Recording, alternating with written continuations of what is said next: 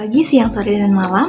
Perkenalkan, saya Cindy Aprisila Saputri dengan NIM 23051260009 yang pada kesempatan kali ini ingin menjabarkan mengenai hasil dari laporan yang berisi identifikasi masalah beserta alternatif solusinya, di mana hasil laporan ini bersumber dari kegiatan observasi dan juga ditambah penguat berupa wawancara dari tenaga pendidik dan juga kajian literatur berupa jurnal.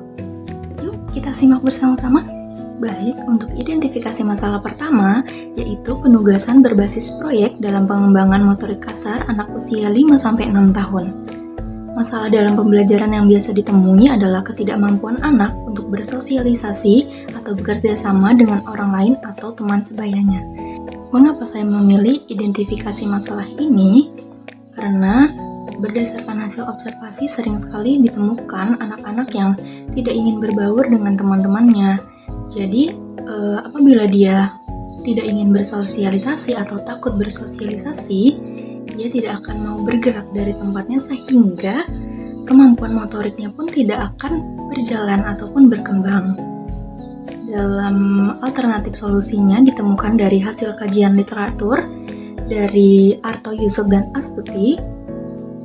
Mereka mengatakan untuk meningkatkan cara bergaul dan hasil belajar anak dalam bersosialisasi yang benar, salah satu cara yang dapat diterapkan oleh guru yaitu dengan melibatkan anak langsung dengan menjadi pemeran utama dalam metode pembelajaran sosiodrama.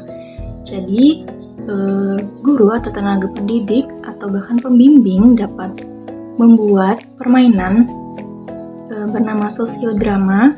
Contohnya seperti bermain dokter-dokteran atau bermain polisi-polisian supaya anak lebih tertarik kepada pembelajaran.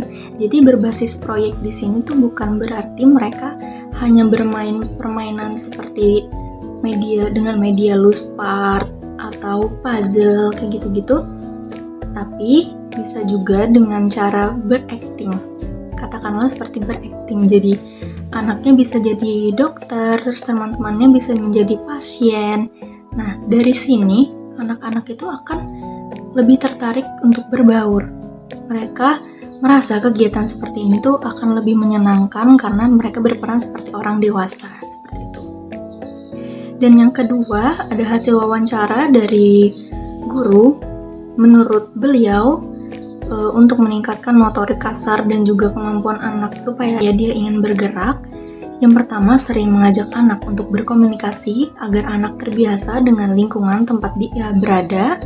Yang kedua, sering berikan apresiasi dan perhatian terhadap anak.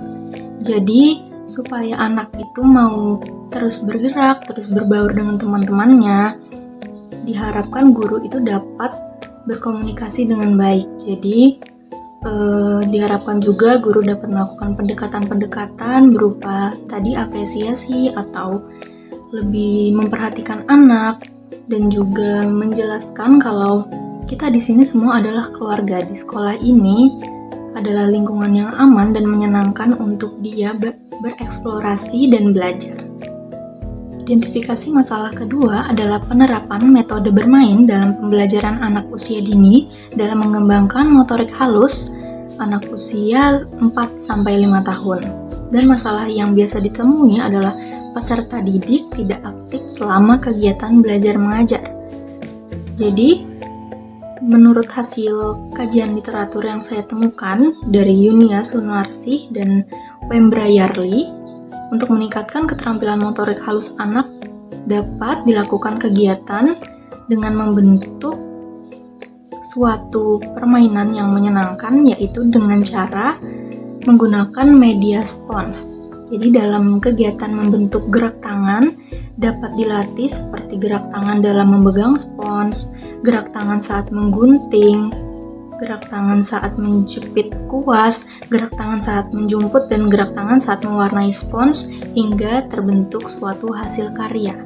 Jadi tidak hanya metode dan strategi yang menarik, anak itu juga perlu ditunjukkan media yang menarik dan unik. Contohnya spons itu tadi. Jadi kita bisa ngajak anak-anak bermain spons, contohnya seperti melukis di atas spons.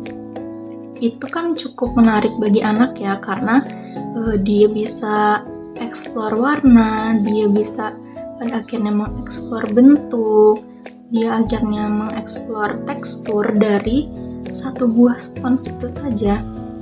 Nah, dan menurut hasil wawancara dari guru, ada satu metode yang dapat diadakan di kelas, yaitu cooking class bagi anak usia dini, yang tentunya diawasi juga oleh tenaga pendidik atau guru yang ada di sana untuk mengawasi terus peserta didiknya, karena untuk kegiatan cooking class sudah pasti menggunakan alat dan bahan yang berbahaya apabila tidak diawasi dengan benar, contohnya seperti kompor, pisau, dan lain sebagainya. Di kegiatan cooking class ini cukup menarik pastinya, dan menurut beliau cooking class ini memang metode yang sangat disukai oleh anak di sekolah beliau, seperti itu. Jadi nanti anak bisa kita ajak untuk menggunting sayur atau memotong sayur, terus diajarkan untuk menggoreng atau juga mengadon tepung. Jadi dia ini masih berhubungan juga dengan sosiodrama ya.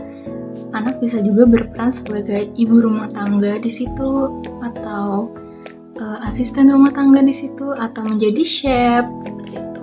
Dan strategi kedua itu menurut beliau, strategi terbaik dalam mendidik anak usia dini adalah menciptakan suasana bermain sambil belajar yang menyenangkan. Jadi guru harus mengemas materi pembelajaran dalam bentuk permainan yang menyenangkan agar memberi pengalaman terbaik bagi anak. Jadi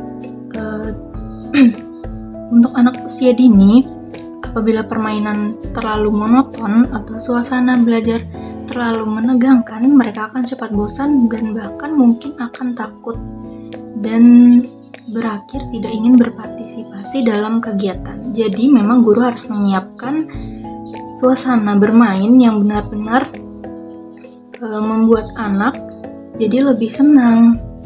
Jadi guru tuh nggak boleh istilahnya marah-marah saat pembelajaran. Jadi guru itu harus betul-betul menciptakan suasana yang menarik perhatian anak. Jadi dengan menggunakan metode yang menyenangkan, media pembelajaran yang menarik, dan strategi pendekatan berupa komunikasi yang baik beserta apresiasi, diharapkan pengembangan motorik halus dan kasar anak usia 4-5 tahun tadi dapat tercapai dengan maksimal. Keberhasilan yang dapat dicapai apabila seluruh hal tadi dikerjakan dengan baik. Yang pertama, anak akan jauh lebih aktif bersosialisasi dan bergerak apabila metode dan strategi dieksekusi dengan baik dan benar. Yang kedua, akan meningkatkan kemampuan motorik halus dan kasar sehingga memudahkan anak dalam melakukan sesuatu dalam kehidupan sehari-harinya.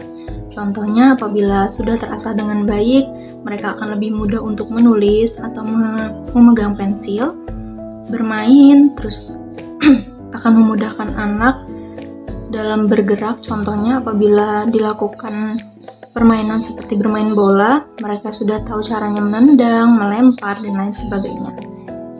Tapi di balik itu juga ada kesulitan yang dijumpai dalam pengembangan motorik kasar dan halus anak usia dini.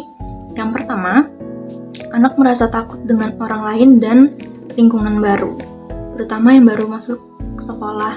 Itu biasanya sering banget ditemui. Dan yang kedua, anak tidak dapat dikendalikan, misalkan hilang fokus, asik dengan kegiatannya sendiri, bosan, atau bahkan tantrum. Nah, kesulitan itu dapat diantisipasi menggunakan apa? Yang pertama, tentunya memberikan bimbingan khusus terhadap anak melalui orang tua atau guru atau juga psikolog anak apabila memang diperlukan. Dan yang kedua, melakukan pendekatan-pendekatan agar anak memahami jika sekolah adalah lingkungan yang aman dan juga menyenangkan. Baik, segitu saja pemaparan dari hasil identifikasi masalah beserta alternatif solusi yang sudah saya temukan berdasarkan hasil kajian literatur dan juga observasi beserta wawancara. Semoga video kali ini dapat bermanfaat bagi kita semua. Wassalamualaikum warahmatullahi wabarakatuh.